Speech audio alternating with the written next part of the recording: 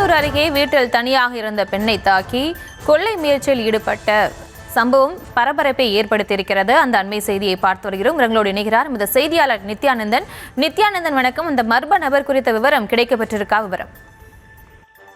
பிரியங்கா, அதாவது திருப்பத்தூர் மாவட்டம் திருப்பத்தூர் அடுத்த ஆரிஃப் நகர் பகுதியைச் சேர்ந்த பஷீர், இவருடைய மனைவி ரேஷ்மா.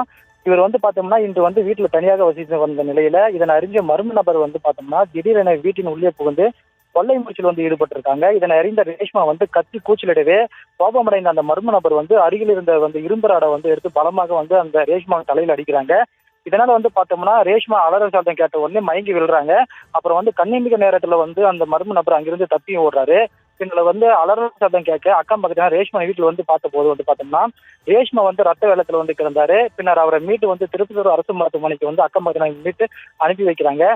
மேலும் பலத்த காயமடைந்த ரேஷ்மா பார்த்தோம்னா திருப்பத்தூர் அரசு மருத்துவமனையில சிகிச்சையும் பெற்று வராங்க.